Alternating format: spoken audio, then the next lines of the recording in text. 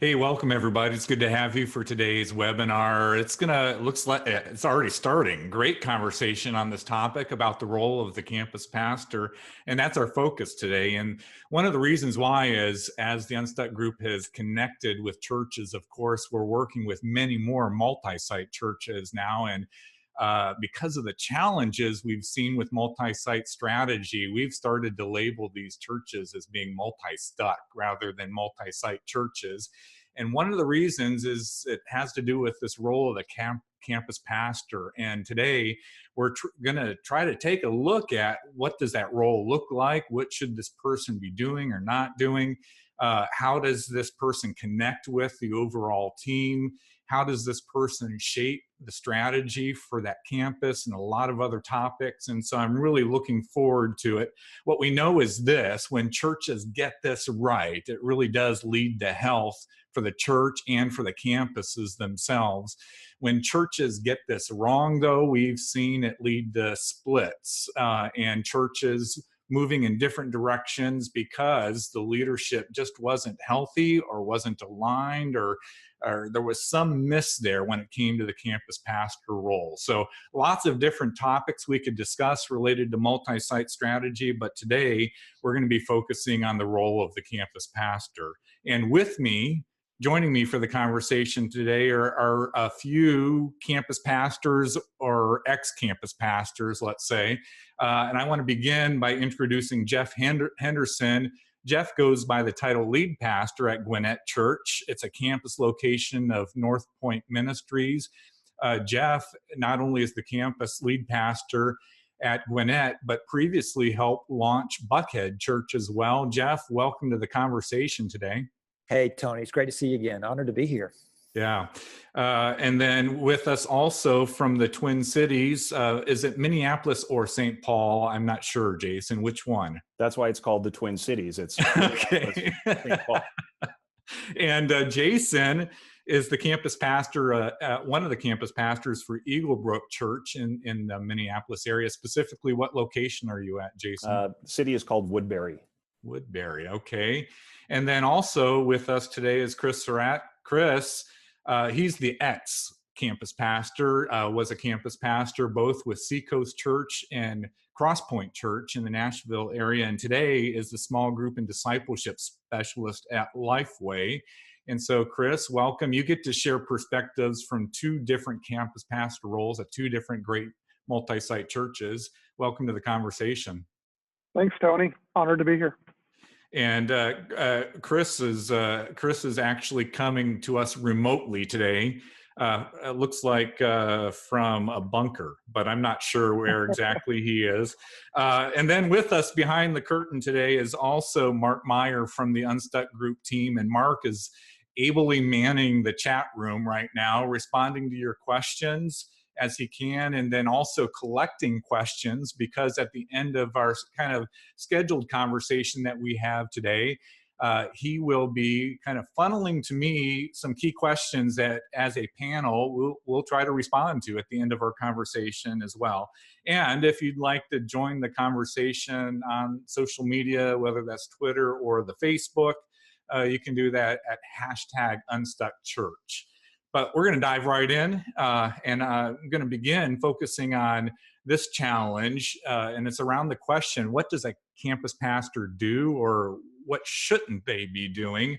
And if you're either in the process of hiring a campus pastor or you're currently in the campus pastor role, it's helpful to start understanding what exactly the role should be doing or not doing.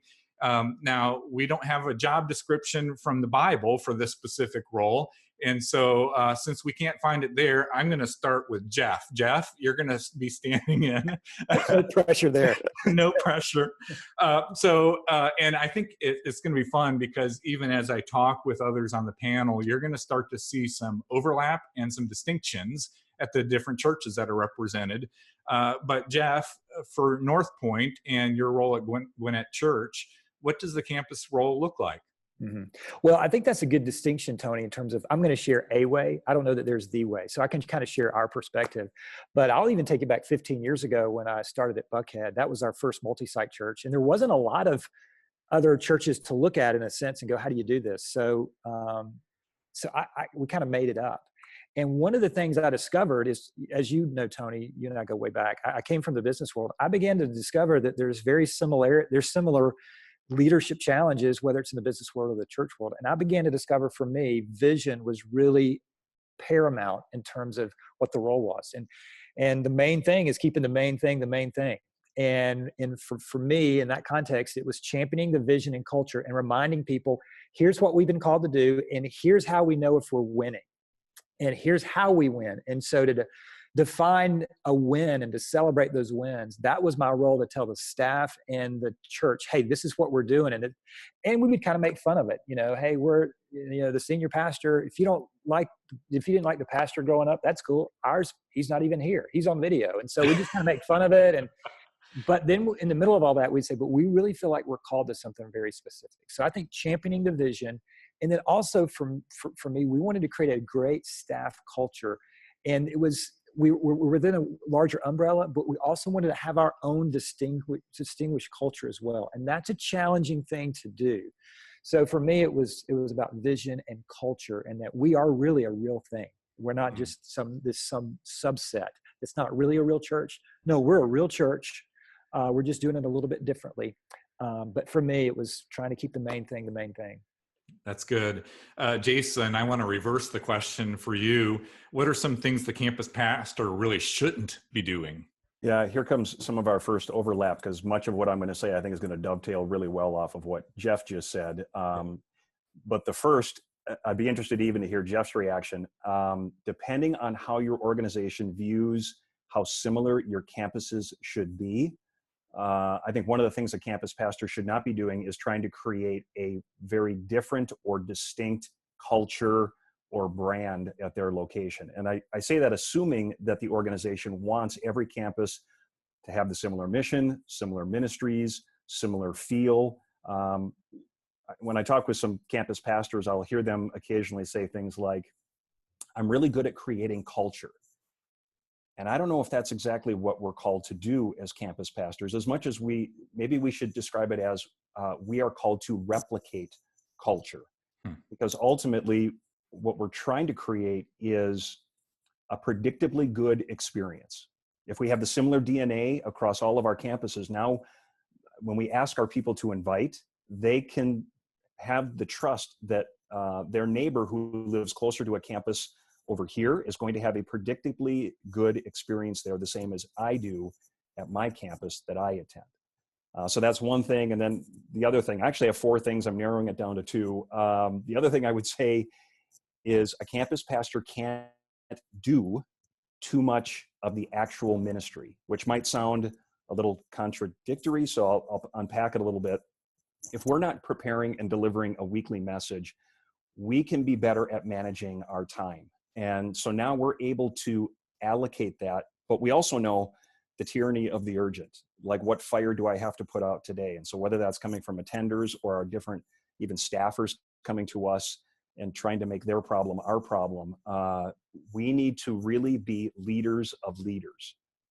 Again, building off of what Jeff said, our job, I think the Apostle Paul makes it really clear, is to equip the people to do the work of the church. And so our job is really to be, okay, how do we grow and develop the staff? How do I help the staff equip and recruit leaders who will lead the people of the church to do the work of the church? And I put one other little nuance onto it. As a campus pastor, nobody knows your campus like you. So therefore, no one should think about your campus the way that you think about your campus. And so pulling back to that 10,000-foot view level to regularly be casting that compelling vision like Jeff talked about, like this is what we're called to do, even down to, do we have the right goal?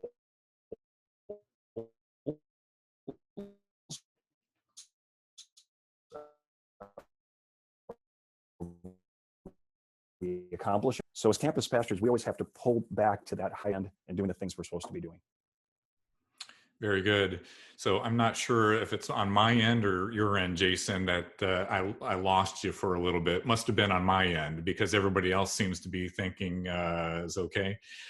So it caught. We're good. Yeah. So one related to something that Jason mentioned, though, was we're really replicating rather than driving something new. And actually that leads to one of the other common questions that we get related to the campus pastor role. Are there certain personality types that we should be looking for when we are wanting to hire or appoint someone to this position? And I'll just say this, like many ministry roles, we've seen all ministry, all personality types in the campus pastor role. So I don't think you need to be wired a certain way in order to fill this role and fill it well. My observation is more commonly, we will see people, if you were to look at the spectrum, and we do this on our team using Leading from Your Strengths, so spectrum of people that are more focused on mission and task and getting things done, and people that are more focused relationally, and they're more inclined to engage with people, and that's where their focus is. What we've seen with campus pastors, it does tend to be the more relational people that end up in this type of position and succeed in this type of role. And I think one of the reasons why, and again, it kind of alludes to both what Jeff and Jason are saying, is those that focus more on being mission driven or task driven, they're drivers, and commonly they're wanting to drive their vision, their mission, their culture. And that's a great attribute for a leader in the church to have. But you're just going to have to be cautious of that, because in the campus pastor role, and actually all three of these guys are very driven. And so I know that they're doing this well in their role. You just have to make sure that your agenda is not getting out in front of the agenda for the church and your senior pastor. And so that's something that we have found drivers have to be really cautious about.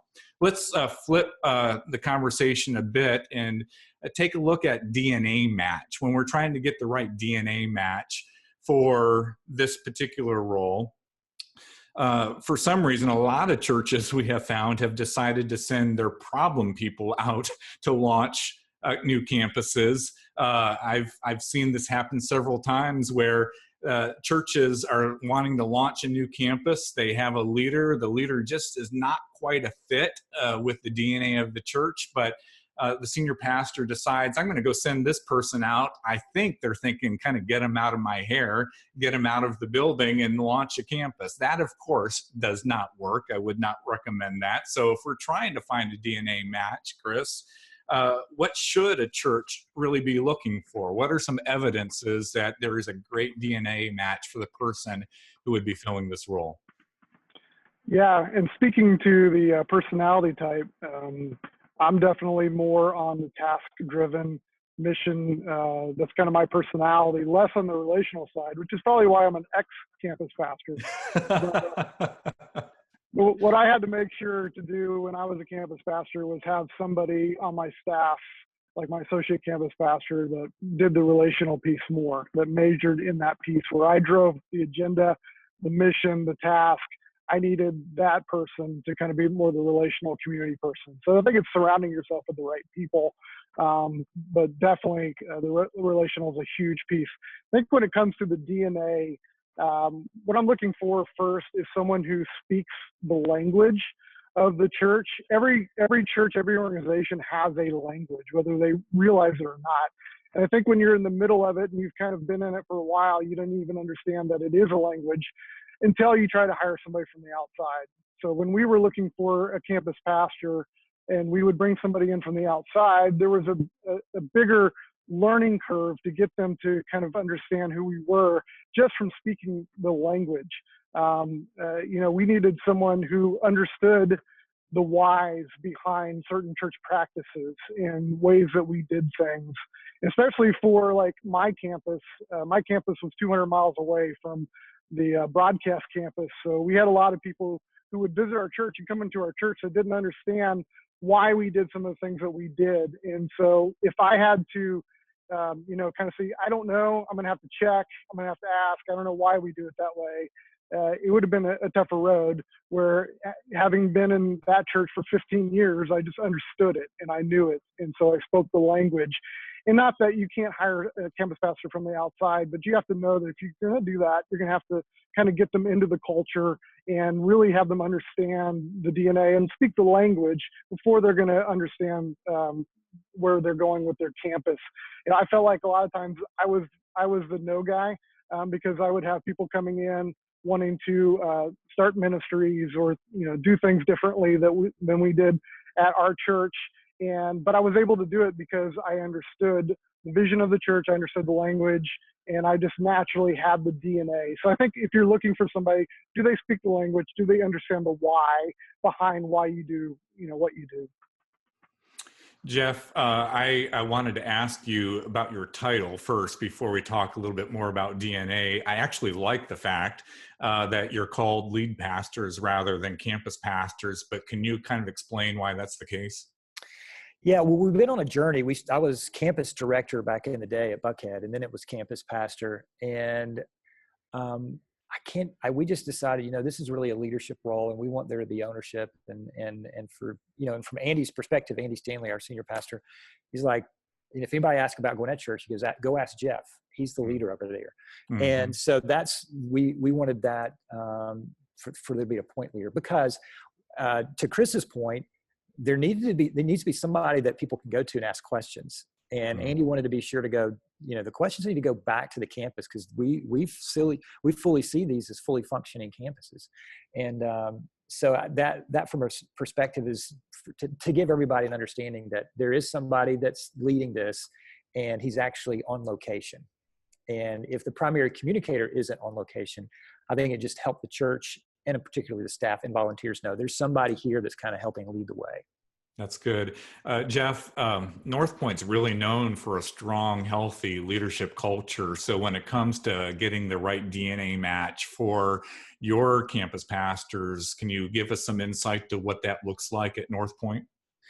Well, to Chris's point, I think you can go outside the organization, but that hasn't happened. It's all been funneled up. All of the lead pastors currently have either been a volunteer or somehow connected to the larger mission of North Point.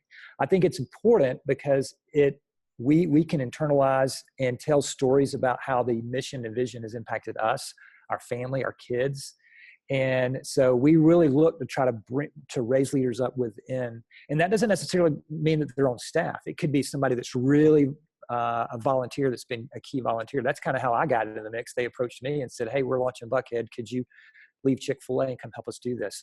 But for me, the DNA, the language, understanding what starting point was, understanding small groups and group link and why we do Sundays, that was already kind of internalized in me, and I wasn't having to be convinced of that. And the reason that's important is if you get strong leaders and they want to kind of, as Jason was talking about, kind of want to do their own thing, I think that's part of leadership to some extent. Mm-hmm. If you don't understand the mission and vision, you can go off track. But the fact that we understand the mission and vision, we can contextualize it. I believe it's important for us to contextualize this at the local level, and we can talk about that if you want. Mm-hmm. But for us, we internalize the mission and vision so much that we're so bought in that we're not going to go off the rails for the most part. But I do think because of those leaders, Tony, and Andy talks about this all the time, you want some tension. You want the home office, if you will, pulling over here, and you want the local pulling over here. And if there's no tension, then somebody's giving. It's usually the local, and this dominates. And when this dominates, the innovation really doesn't necessarily bubble up like it could. That's good. Hey, Jason, at Eagle Brook, when it comes to the hiring campus pastors, has that always come from inside, or have you hired some campus pastors from outside the church? I would love to say that our leadership bench has always been so deep that we've been able to hire from within. That's not always been the case. I would say it's the most successful form, like Jeff was talking about, because you want someone who they are bought into the mission. They know the language, they share your DNA, especially in such an important role as campus pastor. So these days, even though our leadership bench still isn't as deep as we would like it, as we hire from the outside, we're thinking about busability. If I'm going to coin a phrase from Jim Collins, you always want to get the right people on the bus, but do they have the potential to move to the different seats on the bus? So let's bring them in a groups pastor role or a pastor serving role, some other pastoral role, so that we can get to know them They can get to know us. They can really learn the culture, because the danger of just bringing someone in from the outside, like Jeff was saying, is too much of the old church culture can easily try to get injected into the existing church culture. And that's when real problems begin to prop up. So if we do hire from the outside, we're always trying to bring them in at a lower level so that that melding can really take place. Have you found any advantages to bringing somebody in from the outside that ultimately steps into a campus pastor role? We've had one really good success story. Our third campus, it was a big risk. We brought him in from the outside. He had senior leadership experience. He had church planting experience, but he didn't know us from Adam. He was coming from Colorado. I'm pleased to say that Steve is still the campus pastor. We hired him in 2007. He's still with us today. He's the success story, but I think he's also the exception rather than the rule. So inside is always the best way to go, for sure. Okay. Chris, whether it's somebody from the outside or the inside, sometimes it just doesn't work. And we begin to see that it wasn't the right fit for the role. What are some early warning signs, some red flags that it's not going to work out? And maybe that might even help us catch this before we place someone into the role. Yeah, one of the campuses that we had when I was at Crosspoint was always a struggle. It was a little bit outside of the city that we were in, but when we were having issues with people talking or whatever, it usually came from that campus. And so finally that campus pastor left, and they actually asked me to step in for a season to be the campus pastor there. And so when I went, one of the things I discovered is I heard a lot of them and they. The language used from the leadership, from the staff, was them and they. So when they would refer to Crosspoint or Nashville, the Nashville campus, it was always they, them. They're having us do this. And so I think you have to look for that. If there's a lot of they and them instead of we, which as a campus pastor, even if you disagree with the decision that comes down from the central or broadcast campus, you have to always own it. It has to be about we and us instead of they and them. So I think looking just for something simple like that. Also, if they're trying to always tweak and do their own version of ministries or events, I think Jason talked about that a little bit, but I think in some systems there's a little bit more wiggle room than others, but if they're always changing it, tweaking it, making it who they are instead of fitting it into the DNA of the church, that is probably an issue. And then also, I've seen this a little bit too. If a church has some success, you can have some people who want to build their own platform. And a lot of times a campus pastor role looks like a good stepping block for that platform. If I can get in a campus pastor role at a North Point church, then I can go on and do this. And so I think just watching for those signs of, are they trying to build their own platform, or are they trying to build the church? So that's just a few things that I would look for.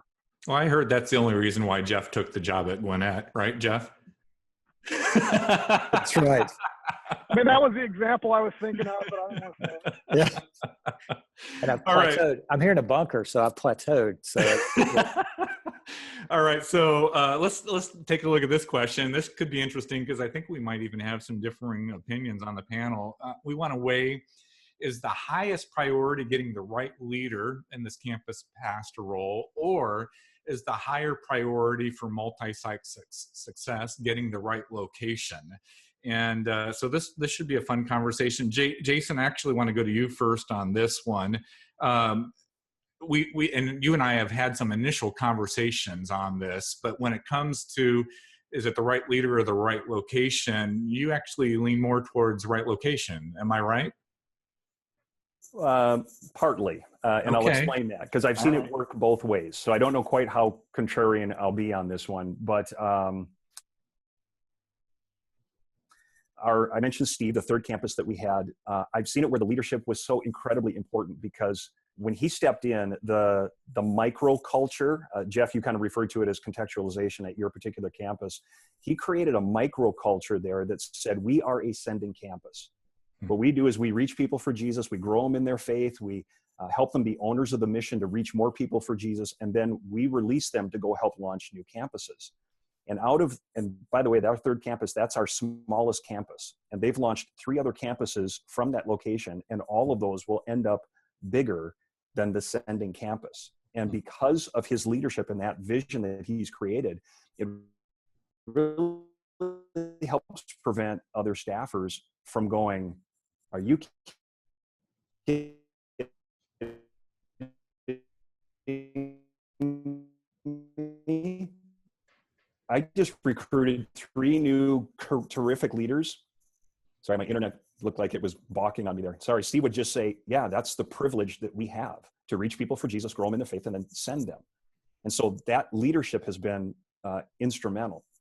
Yet, on the other side, if there's our 4th campus that launched no more than 5 miles away from the 3rd, if there's any campus that should have failed, it should have been that one. Because in a span of about 1.5 to 2 years, it went through incredible leadership turnover, from campus pastor to music pastor, kids pastor. Oh, there goes another music pastor. There goes a groups pastor. Just an unbelievable season of turnover. Yet it continued to not only numerically grow, but continue to reach people for Christ. Number one, because of its location, which was on a prime piece of just off the freeway, great where it was located. And the other reason is because the weekend teaching remained the same because it was broadcast in. So again, it was predictably good teaching in spite of all of the internal turnover. So I've seen it both ways. Yeah. Chris, how about you? I mean, you are coming from experiences with 2 large multiple campus churches in Seacoast and Cross Point. When it comes to this question of leadership or location, what's your experience tell you? I think leadership trumps location, but location matters, especially when the campus is launched. A good example is when I launched my campus in Greenville, South Carolina. Our first location, I probably had a higher opinion of my leadership than I should have.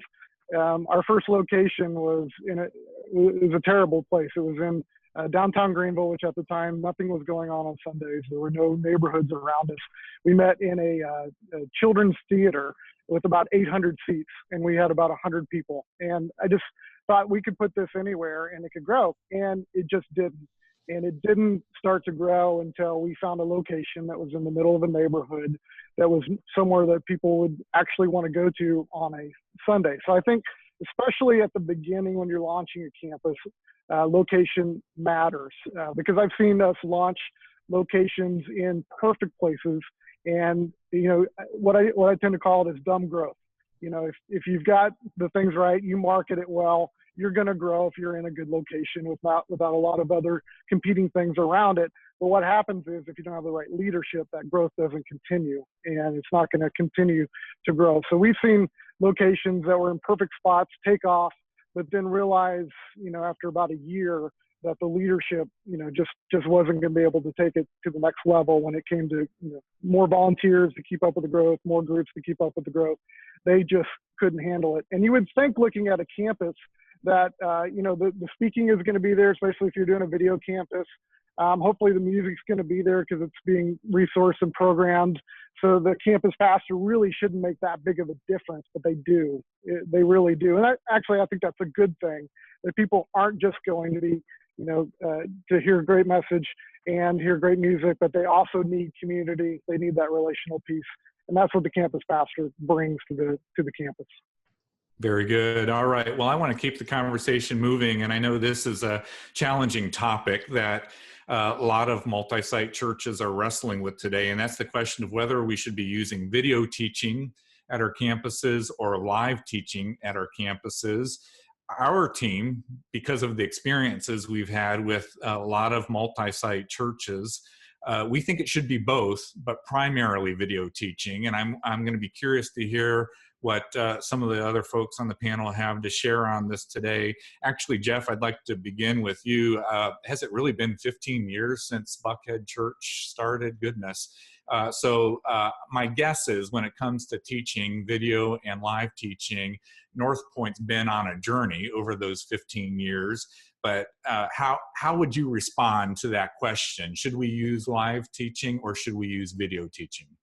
Well, I think the question is how many, for the lead pastor, for, let's say, how many outstanding sermons can a lead pastor preach in a calendar year? And then fill the calendar from that point. And to be honest, and I think it's rare that guys can go 45 plus outstanding sermons. I think that's a rare breed. And I think for me, I could do about 12 to 15. And that's pretty much the kind of the pace that I speak. So that's my answer. I wouldn't go if you can't preach a great live sermon, I don't think you get any credit by being a live human being on a stage. I just don't believe that. But if you can do that, I think it certainly has its advantages. So I ask lead pastors, how many outstanding sermons can you preach? And then backfill from that. And in video world, obviously with Andy, so many other great communicators today, it's great because I love it because, Andy has told me before, I wish I had your job because you get to lead the staff and, do all those fun things where I'm, in my office preparing sermons all the time. Mm-hmm. And so what we discovered is if you can break up the teaching responsibilities and the leadership responsibilities and lean into that, that's great. But we do have lead pastors within our networks, just like Jason and Chris had, that do like to communicate. And mm-hmm. So when we started, and we were talking about this, and you well know this, Tony, we were actually delayed a week back in the day before, technology. So we would actually show Andy's messages a week delayed, which was great because it was like the movie Back to the Future. You could go back and go, hey, we were, it's a week delayed. How did it work yesterday? And that was great. But we couldn't delay Easter and Christmas and Thanksgiving mm-hmm. and all that. But as time has moved on, then now we're all on the same Sunday. And it's provided opportunities for us to speak live. So for example, I just ended a series at Gwinnett this past Sunday. Andy will be back on for 6 weeks, and then I'll be back up for 3 more weeks. And we all at North Point campuses did different things this past Sunday. And that gives speaking opportunities and leadership opportunities for the lead pastors. So that's kind of the mix. But I think for me, the bottom line is it's video or live. It has to be as best as it possibly can be. How long did it take Andy to get to the place where he was comfortable letting someone like you teach 12 to 15 weeks a year?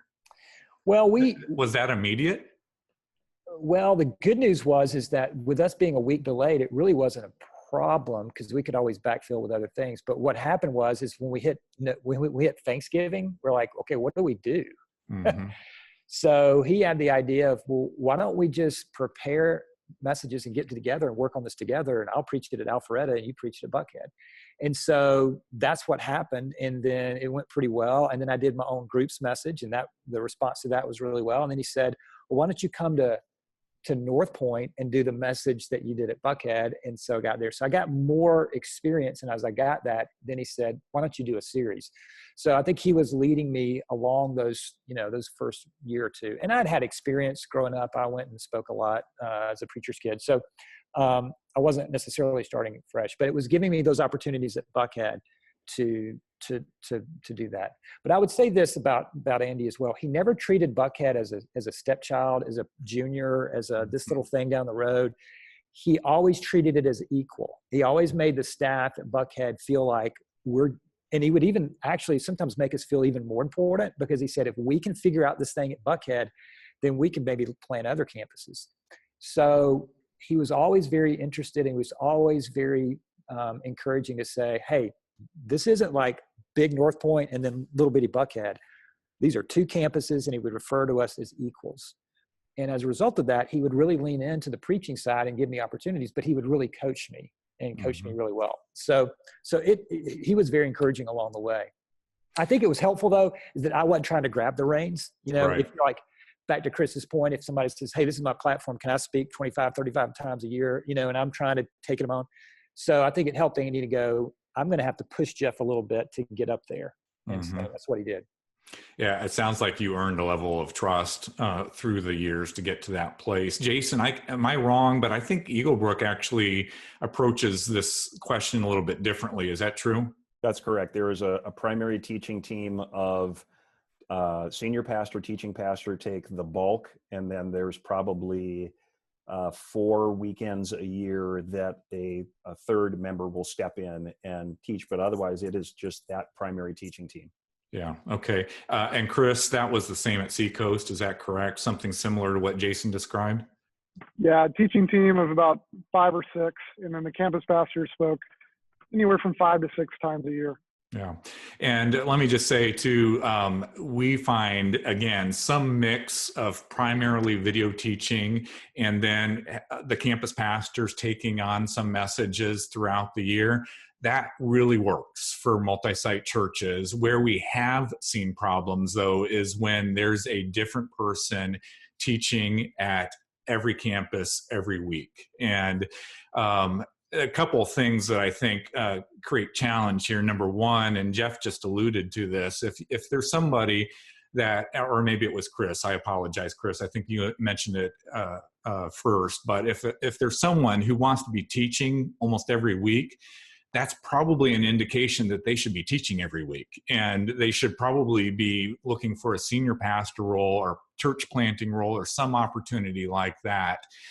Because what we have found in churches that allow on a weekly basis different voices in different locations, it's tough to maintain unity in those churches. It's tough to stay aligned when it comes to the mission and the vision of the church. It really begins to create some leadership challenges for the senior pastor and the other senior leaders, because that voice that everybody's hearing at different locations becomes the stronger voice too.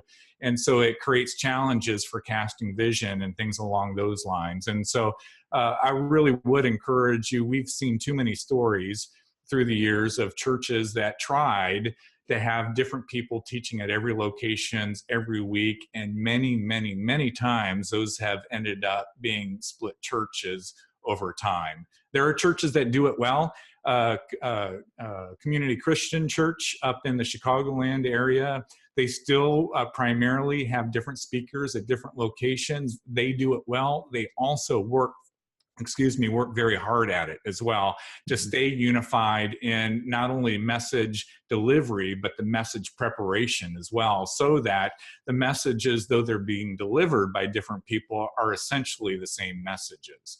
So that's... Tony, I think, if I can just interject, Yeah, I think what you're touching on is so important, because this is why it's hard to find a campus pastor. Because it's like, hey, we want you to be a great leader. We want you to be a great communicator. And we want you to be a great vision caster, and we want you to be a great preacher, but you're only going to preach a couple times a year. And so it's really rare you put them in this box, and you're like, we want you to be great at everything, but we're going to pull you back some. And that's it's a hard thing to find somebody that says, yeah, I'm willing to do that and willing to kind of pull back a little bit. But if not, then that's what you begin to have this power struggle. But that's why I think it's so hard to find this role in many instances. Yeah, I agree. Thanks for adding that in, Jeff. I tell you what, I want to leave as much time as we can for questions. Mark has a number of them waiting for us here. But before I do that, and before we open it up for this live Q&A section, let me just talk to you about a couple of opportunities for those of you that are listening in that want more when it comes to multi-site strategy. Today, we're just focusing on the campus pastor role, but here are a couple of other opportunities to talk more broadly about multi-site strategy. First, we have a new coaching network coming in October. It'll start in October. We're accepting applications now. And that coaching network is all about multi-site. And it will cover some of the things we're talking about today related to multi-site strategy, but we'll also talk about developing your ministry model so that can be replicated at multiple locations. We'll talk about launch strategy for new campuses. We'll talk about location selection. How do we find the right location? There are a number of topics that we hit in that coaching network. And the great thing is it's teams of leaders coming together from different churches. And so you'll be learning from our team, but you'll also be learning from other teams of leaders from other churches. The second opportunity I want to offer is the Unstuck Group does provide consultation, on-the-ground work with churches that are either considering multi-site or they've launched previously campuses and are trying to get multi-site stuck. I'm not sure how I would say that. And so if you are in either of those situations, and you're looking for help, let me just tell you, we kind of right-size the process and the pricing so that we can help as many churches as possible. So if you want help in either of those areas, with the coaching network or with the on-site consultation, you can go to the unstuckgroup.com. Well, let's dive into some of these questions here. And let me see, I have a staffing question first. And I think, Chris, I'm gonna throw this one to you. The question is, if you have a campus pastor, should that campus pastor be reporting to the senior pastor, or should that person be reporting to some other senior leader? I think it depends on the structure and the size of the church, but my preference would be to report to somebody else, not the senior pastor, just because there's a lot of issues and questions that come up with campuses, and if it's always going to the senior pastor, that's going to overload most senior pastors, and you want them to focus on obviously being the communicator and the visionary and all of that. So my preference would be that it's either somebody who just oversees the campuses, a multi-site director, pastor, somebody like that. But if you're just starting out with a campus and you really want the campuses to have the DNA of the church and you have the margin, it may not be a bad thing for a season for the campus pastors to report to the senior pastor. Having said that, I do think that the senior pastor needs time with the campus pastors, whether that's a weekly, touch base meeting, or if it's a larger church and it has to be monthly and you spend a couple hours with them. But I've seen churches that spend no time with their senior leader, and I just don't know how you stay connected with the vision, the leadership. If you're being tasked to pastor these churches that are part of the large picture, you need to really get time with that senior leader. Yeah, that's good. And Jeff, is that still what Chris described, the structure for your campus pastors in North Point Ministries? That's perfect. Yeah. So the lead pastors report to Lane Jones, and Lane helped start. He was the original six that started North Point. He's actually been a lead pastor himself, so he understands the role. So it's great. In my previous world, he would be classified as a Chick-fil-A operator. Now he's working for the home office. And so that's great. But I'm also on the North Point leadership team with all the other campus pastors or lead pastors. And so we're on that with Andy, and then we get together one-on-one with Andy, because as Chris says, it's the senior pastor, if not careful, can get removed from the day-to-day ministry details. So that one-on-one is really important in terms of meeting. That's good. Jason, I think I'll let you take this one. Because your campus is primarily a broadcast campus, and in other words, there's video teaching that's happening most of the year. The question is this, for someone like you, and by the way, how long have you been a campus pastor at Eagle Brook? Well, I've been on staff for 17 years, started as a groups guy, joined the teaching team for 9 years, became a campus pastor while teaching, and then moved to full-time campus pastor when we launched this location in this city. Yeah, so the question is this then, as a campus pastor, how do you stretch your gifting? How do you stretch and develop your gifting and still at the same time stay aligned with the rest of the leadership? Can you express what that's looked like for you personally? I think one of the major keys is, if you're going to step into a campus pastor role, your gifting has to already line up with the organization's job description. Like in Jeff's context, he knows he's going to be teaching 12 to 15 times a year. In this context, as campus pastors, we know that we're not going to be. So your gifting has to really fit for that. So it's a ton of vetting on the front end. If you do have part of the teaching gift, and I miss teaching, I have to look for other outlets. I have to look for other ways to be able to express that. So that's on me. That's not even necessarily on the organization to provide that for me. It's just me finding different ways to use the gifts that I have if I can't use them in this particular context. Does that mean we get to invite you to be on more webinars then, if you're looking for opportunities to teach? Tony, I got nothing but time. All right. Well, speaking of time, Chris, I'll let you have this one. For a campus pastor who's not spending 15, 20 hours a week preparing a message, what might a weekly rhythm look like for a campus pastor in that role? Can you give us a sense of what maybe a normal week would look like? Yeah, I think it depends, again, like Jason was saying, the giftings of the campus pastor. For me, stepping into the role, my background was in music, and I was the worship pastor and programming director. And so I spent a lot of my time working on that side of it. So I programmed every weekend. I kind of put the music together. So that's where I spent a lot of my time. So it depends on, if you're gifted that way, then you can spend more time there. I know some churches that their campus pastors are automatically their groups pastors as well, because they want them to build community. They want them to kind of spend their time with the small group side of it. And I think that's actually not a bad thing. If you're not teaching every week, you're supposed to be building community. So spending most of your time kind of with your leaders. And I think leadership development obviously is a huge part. I would spend a good part of my week just having coffee, having lunches with potential leaders, with leaders, because I wasn't preparing a message. I had time for that. I had margin for that.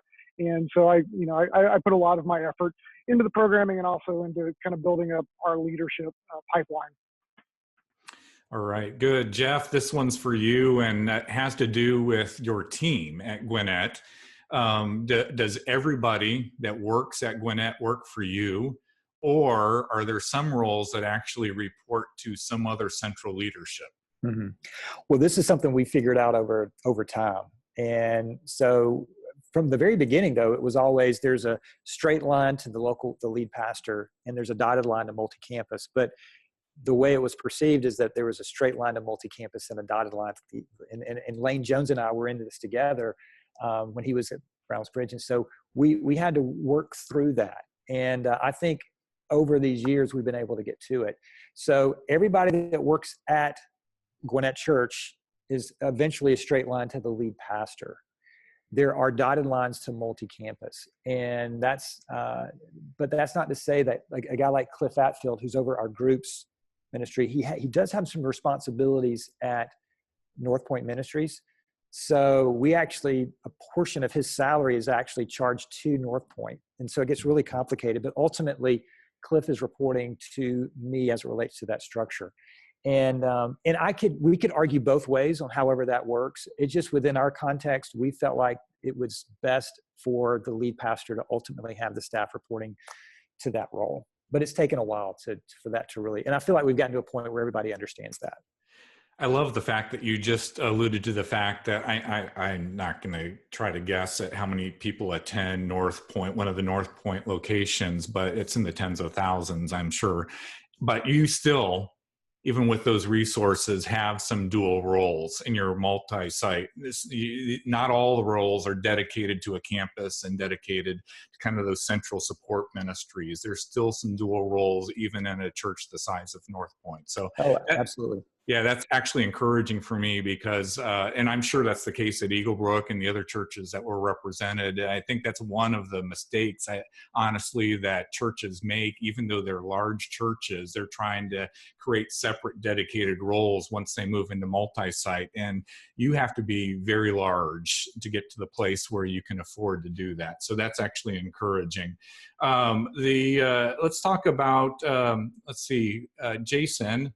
This is a good question. It has to do with location and specifically where you live. So I won't ask where you live and your address. We won't be looking that up. But how engaged does the campus pastor have to be in the community where the campus is located?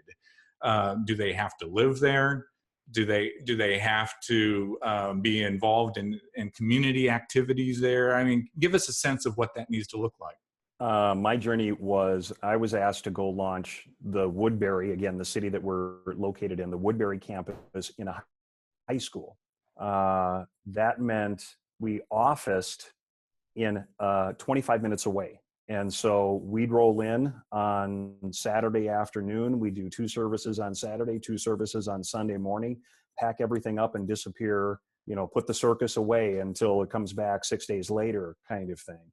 When we moved into our permanent building, about 5 miles away from where that high school was, we had to learn how to be a local church. even though I don't live in the city of Woodbury, I live about 20 minutes away from the actual physical building.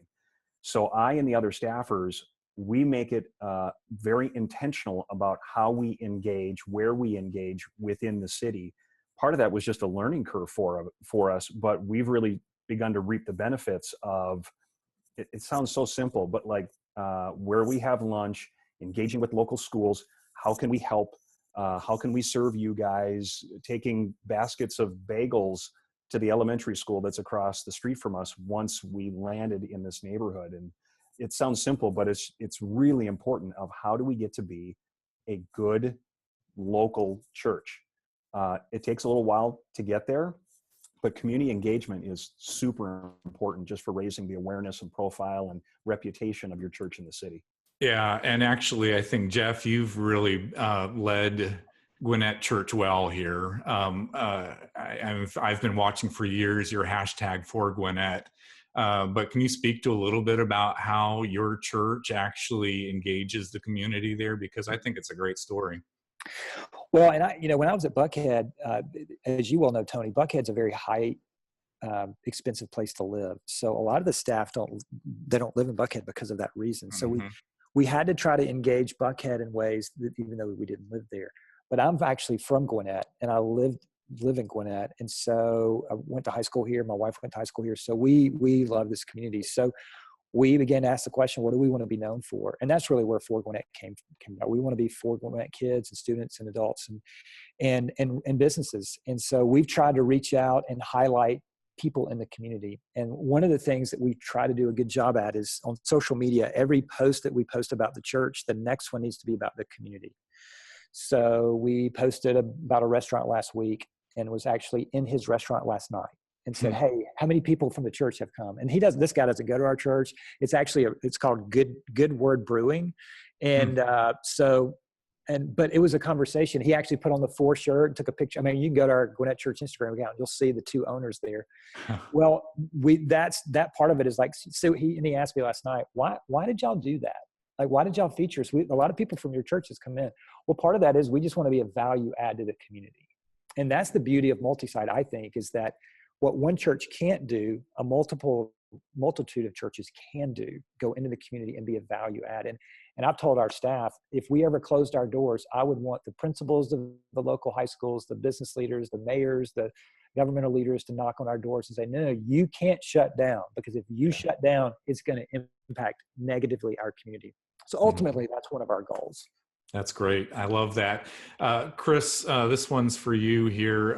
It's really trying to discern how to lead when the tension does come up between what you're being asked to do from the central church and you're, as a leader, just the sense that something needs to look different here because of the location we're in.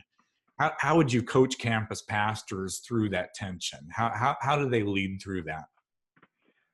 Well, first of all, you're going to have those tensions, and you want to have those tensions. I think Jeff mentioned earlier, you want a campus pastor to champion the neighborhood, the community that they're in. And so, if I'm overseeing campus pastors, I want them to come to me and say, hey, this would work better in our community, but from an outside public view, it has to be, you're in lockstep. Going back to the us, versus them, it always has to be, we're in this together. But behind the scenes, I think there has to be room for that tension and room in meetings and one-on-one meetings. If you lead campus pastors to let them bring those issues to you. So if you're planning, a missions opportunity, and I had this happen when I was at Crosspoint. I was over all the ministries across the campuses, and I didn't always understand how an event or a missions event that we were doing would play out at different campuses. And sometimes that was not a good thing. So I needed room in meetings to kind of understand, okay, would this work better this way? Or talk to me about that. So, and I think there are also negotiables. Sunday morning, a lot of times ministries are not negotiable, but when it comes to outreach events, mission events, I think those have to a lot of times cater to the DNA of the community and it's going to work better in a certain way. And the campus pastor is going to know that better than a central person, and really should know that. If they have a central person fighting for their campus, somebody said that earlier, then that's a major problem. So tension is good, but the tension should happen behind doors in meetings, and there should be room for that tension to take place. That's very good. All right, guys, I really appreciate your contributions to today's conversation, and thank you for joining us for today's webinar. We will email you a link to all of the resources mentioned in today's webinar, and then we'll also try to follow up on any questions that we did not have time to address during today's conversation. But feel free to continue to submit questions. Either, again, use hashtag UnstuckChurch, or you can email us at help@theunstuckgroup.com. And then finally, don't forget about the opportunities I mentioned related to the multi-site coaching network starting in October, and also the on-site consultations that our team does with churches around multi-site strategy. You can find out more about those things at the Unstuck Church group, or something like that, the unstuckgroup.com. All right. Thank you, everyone. We'll see you again sometime in the future.